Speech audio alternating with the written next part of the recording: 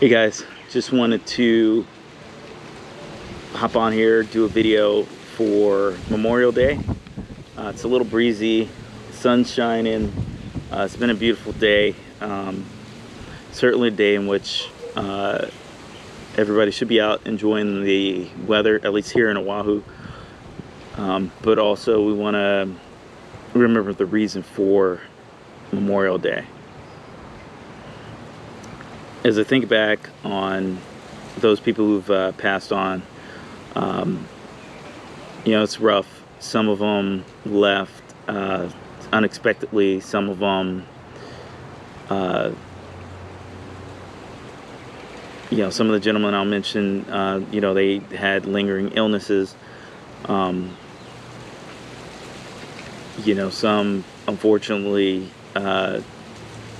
chose to remove themselves from this world. So regardless of how they left, the fact that they're gone is still, you know, there's still some pain, still some grieving, still some sadness, but it's important to take the time to think about them, to remember them, and to just honor their memory.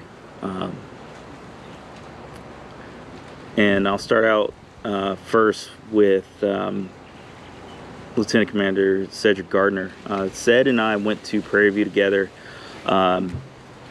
He graduated the year I got there, actually. I transferred in, and it turns out I was actually older than him. But when I first got there, he had some ways about him.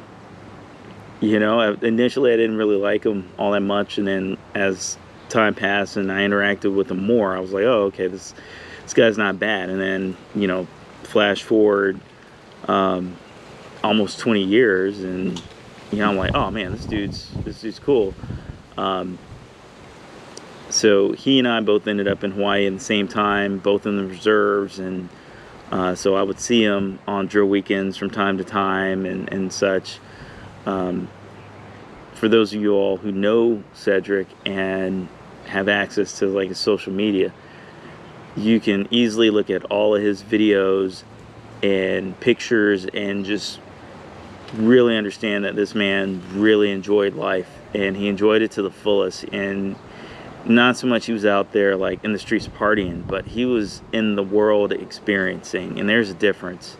You can go party Monday through Friday.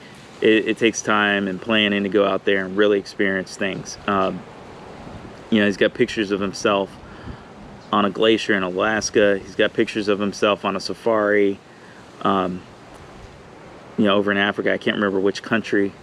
Side note, there's 54 countries in Africa, so when you say somebody's in Africa, you're going to have to be real specific. But yeah, he on a glacier, on a safari out in Vietnam, canoeing out here in Hawaii, which, you know, that was one of his big hobbies out here. So yeah, I mean, he really lived life. And the last time I saw him was at his going away last year in April. And while I was there, I got to hear from all these other people that worked alongside of him and all the things that they were saying, and the running theme was that, you know, hey, he made a positive impact on all these folks. And you know, that's awesome. And you know, it's a reminder of why we do celebrate and remember the lives of those that have gone before us. Next up, I want to talk about Captain Yam Burian. Yam was in the Army, so he's an Army captain on 03 at the time that you know, he left this planet, left this realm, and he was quite one of the most interesting guys ever. Jan served in the French Foreign Legion, gained his U.S. citizenship, served in the Navy, got a commission in the Army. He spoke like 4 or 5 languages, and just really the nicest guy. You know, he didn't really look it Like, he didn't carry a smile on his face all the time, but to talk to him, you know, then his character and his spirit really came out. And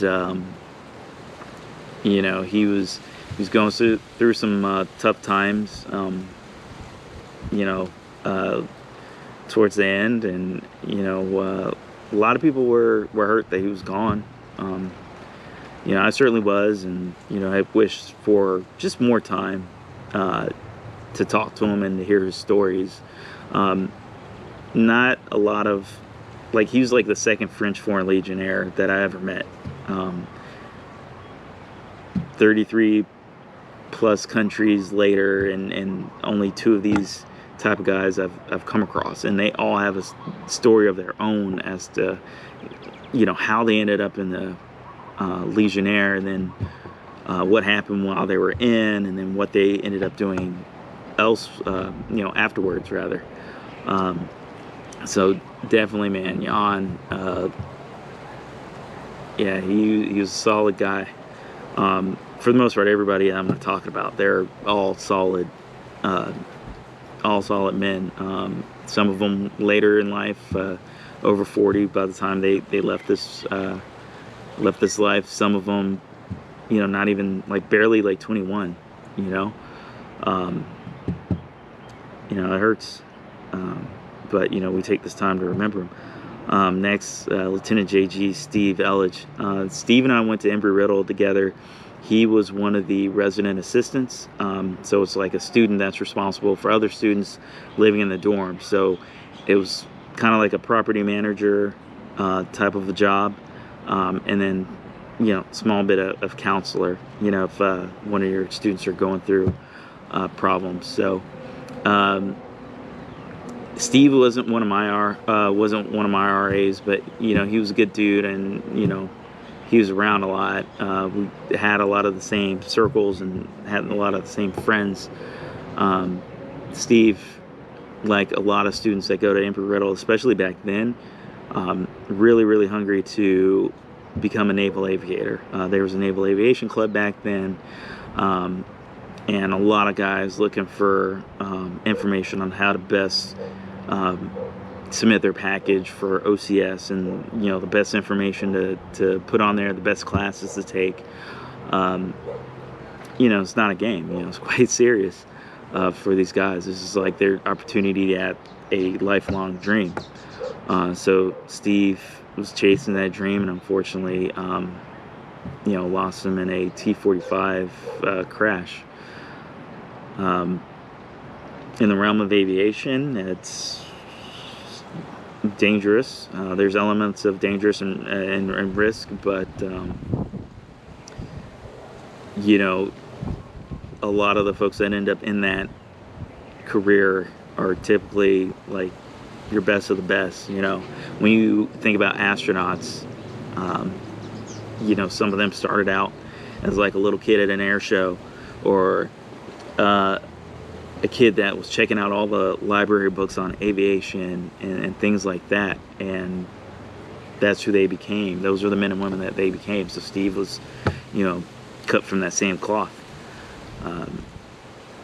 You know, lost his life in a crash, and it's tragic. You know, but we remember him and his memory and his family as well. Next, and this hit hard as well when he passed, was Chief Eddie Hebert. Eddie was my neighbor in Pearl City. Our kids played together. I used to kick it at his house. He used to come over as well. Great guy, and he was a Navy SEAL. Not the first SEAL I met, but the first SEAL I got to be in close contact with and constant, you know, contact with and talking story and really getting to know him. Just another like really solid dude. Loved his family a lot. You know, he's from Louisiana, so both him and his wife Christina would like make food and stuff like that, and you know, they'd bless us with a couple samples here and there, and my God, it was good. Oh man, I miss that. And yeah, it sucks that he's gone as well. I found out just talking, like I had his number. I was trying to call him before that. Before I found out, like months before that, I was in the commissary, ran into Christina, and she was like, "Hey, here's our address. Hit us up. Come through for Easter." And unfortunately, I didn't, and I really kicked myself over that. You know, I was trying to call him as well, and just, you know, wasn't able to get a hold of him. And then I lost the address, so, you know, really, you know, when I found out he passed, I really kicked myself for that moment and really beat myself up. When you got the chance to hang out with people or see people, spend time with them, go ahead and do that. Don't worry about what's on television or, you know, catching a sporting event on TV or whatever. Just go spend time with people. That's what's most important.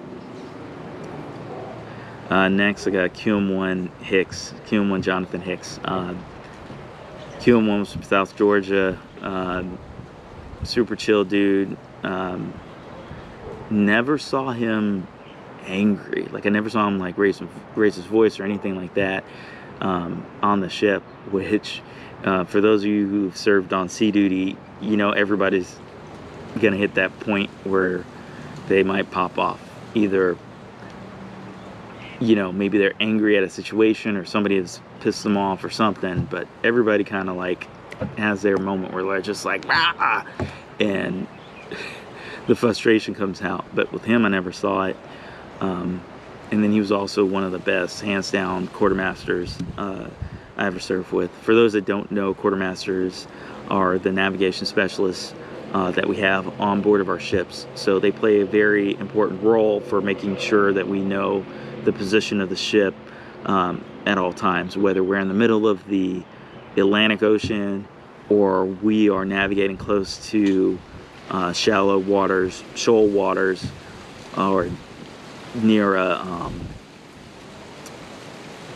wreck, a submerged wreck, or pulling into a port in the dead of night. You know, those are the men and women that are making sure that the ship's position is accurate at all times. Super important job. Hicks dabbled in music, always had some good jokes, and just was like the coolest guy. Again, never, you know, his voice stayed pretty much the same, just as cool as a cucumber, cool as ice, man. This guy was just on it all the time. During bridge watch, you know, he could tell you a story and then drop an accurate fix as he's doing it, just able to just be super precise and just super professional and just, you know, just cool. That's the best way to kind of describe him. Next, I got Staff Sergeant Joe Briag.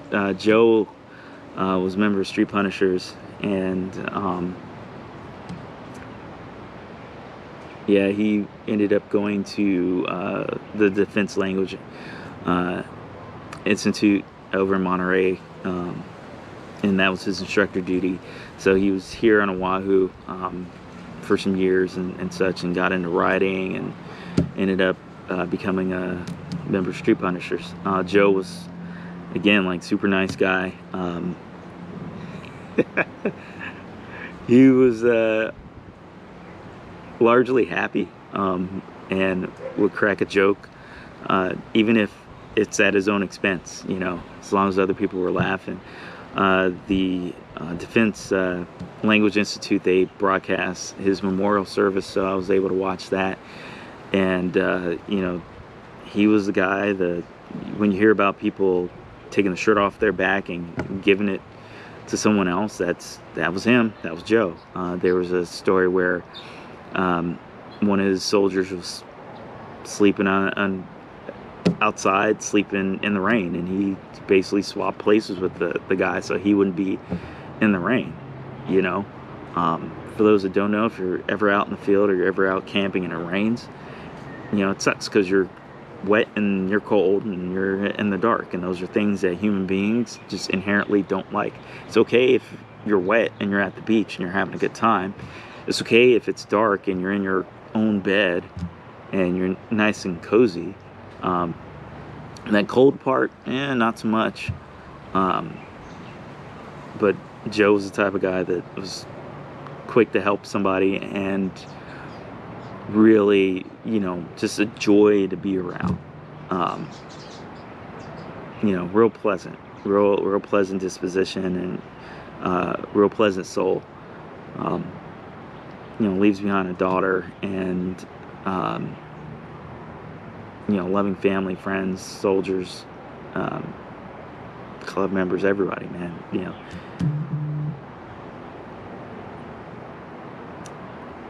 Next, I got Brad Shelburg, LS2 Brad Shelburg. Brad and I served on the Simpson along with QM1 Hicks. First ship, I still hold it very near and dear to my heart, as well as the people I served with. Brad was similar to Joe in terms of jokes. He kind of talked a lot, but he would have a lot of jokes. Spent a lot of time with him on watch. He was on my watch team for my first deployment up on the bridge. So for those that don't know, when you're on watch on a ship out to sea, there's a lot of times where there's nothing going on, and you might be in the middle of the ocean in a small, you know, in a small spot in a massive ocean, not a lot of things going on, and you're just there talking, sharing stories about home and, you know, things like that. So that's what he did. He, you know, had a couple of home stories and college stories and things like that, and, you know, just a good dude. He left behind a wife and 2 children. Next is Sergeant Greg Owen. Greg and I went to Prairie View together. That's how I know him. Kind of quiet, but still like a super cool dude. Again, never saw him like get agitated or anything like that. Just super chill type of guy. What a lot of students do in college, and well, I guess I could call them student soldiers or soldier students.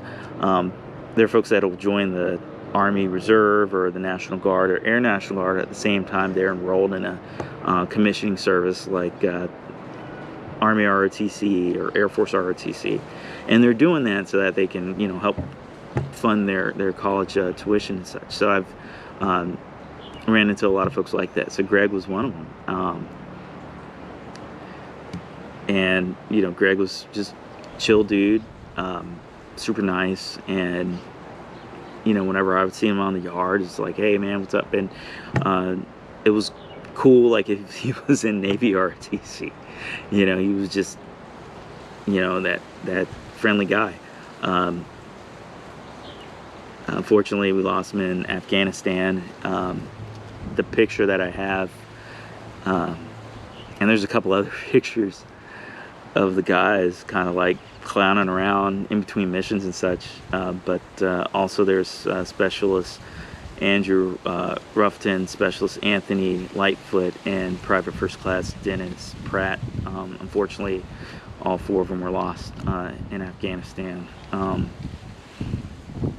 You know, so for their families, you know, take care of them, pray for them. And these guys left young. There are other guys that left about the same age, some of them younger. I didn't know the other 3 gentlemen I just mentioned, but yeah, I knew Greg, and you know, it was a lot of people hurting when he left. Next, I got EM2 Ben Taylor. Ben and I basically ended up riding around every so often.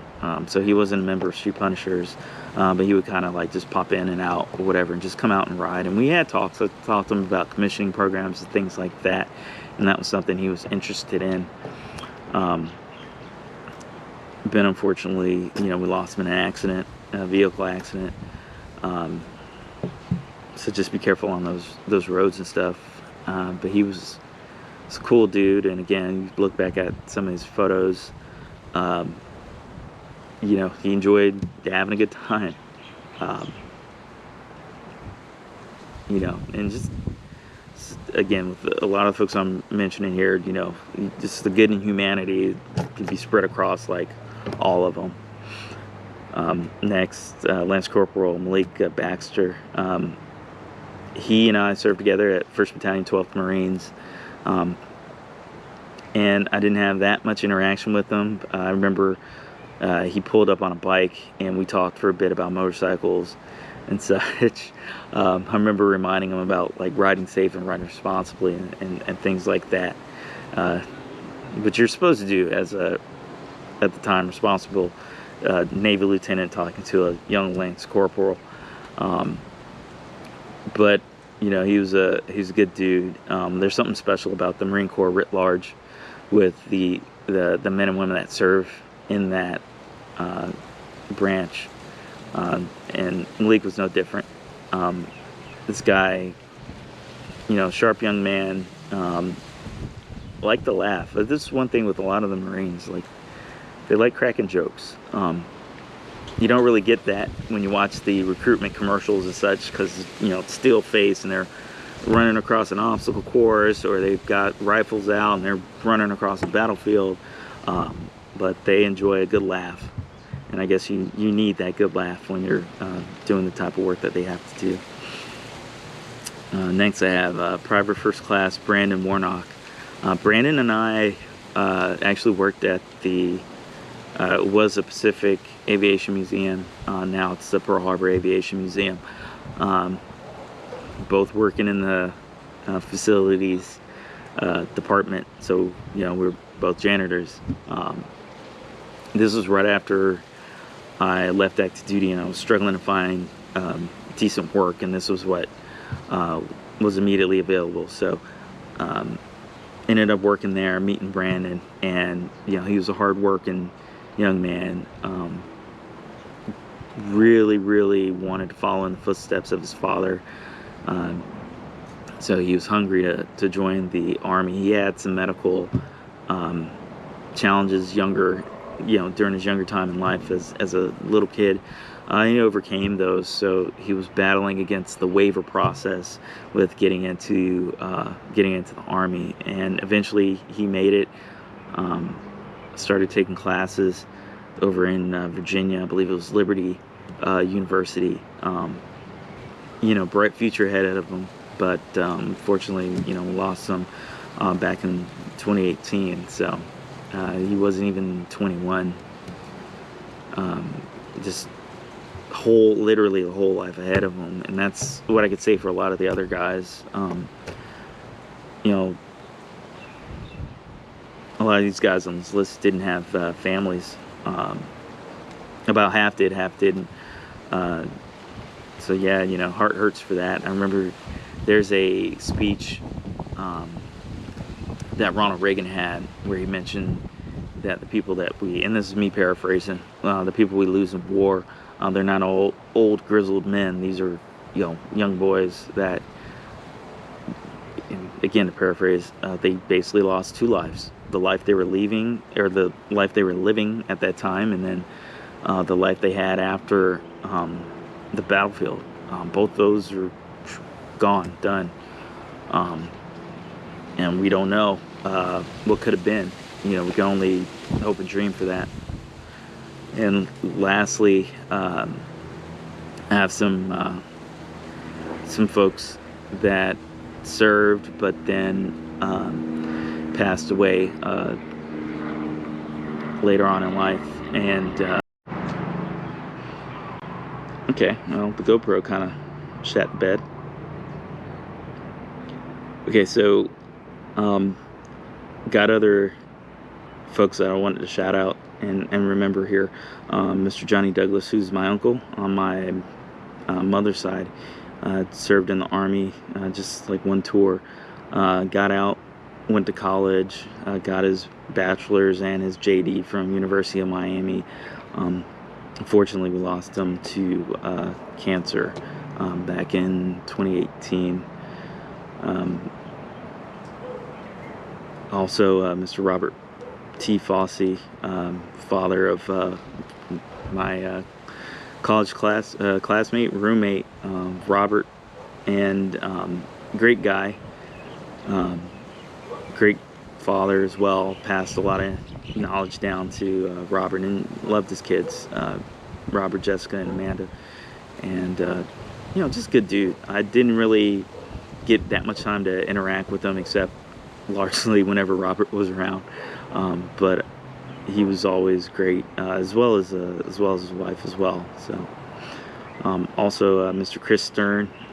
Chris and I served on the Taylor together. Chris was a warrant officer and retired out of Jacksonville, and he was from upstate New York, so he had that New York accent. But he also was a really good dude. You could come to him and ask him a question, and he would explain it and make sure you understood or received the answer to your question before you left. And I remember asking him a lot of questions here and there during my time on Taylor, and he would sit down and talk with me over these things and stuff. And again, kept a really good attitude, really good personality with all of that. And then last is Mr. Harold Sharrer. Harold was a retired Marine. I want to say he was a sergeant major. I might be wrong on that. But he retired from the Marine Corps, and like a lot of service members, we still want to serve. So he got a job working at Marine Corps Base Hawaii, over in the safety office. So that's how I met him. He was the safety officer assigned 1st Battalion, 12th Marines. So he would come out to our gun shoots and field artillery exercises and other events, just to make sure we were adhering to the standards and such. And I think he also just enjoyed being around the Marines and sailors.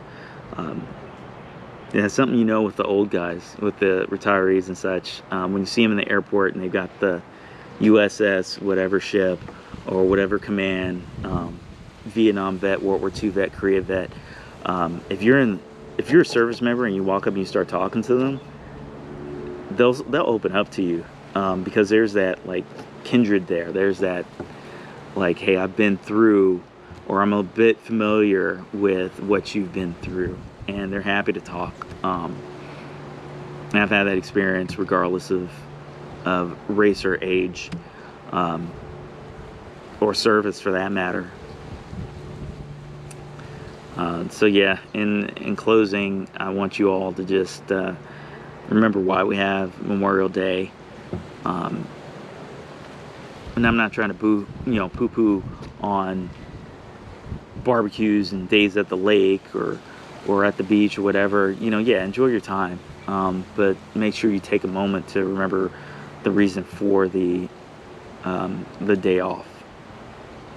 And with that said, I went ahead and decided I'd share a shot with my guys that I just read off here. Not everybody was old enough to drink when they passed. Some guys didn't really drink to begin with.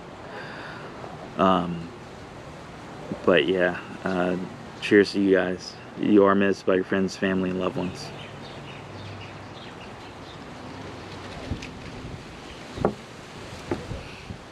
Thanks for tuning in. Thanks for watching this. And feel free to share this as well. And check out my other videos. Alright, you guys take care.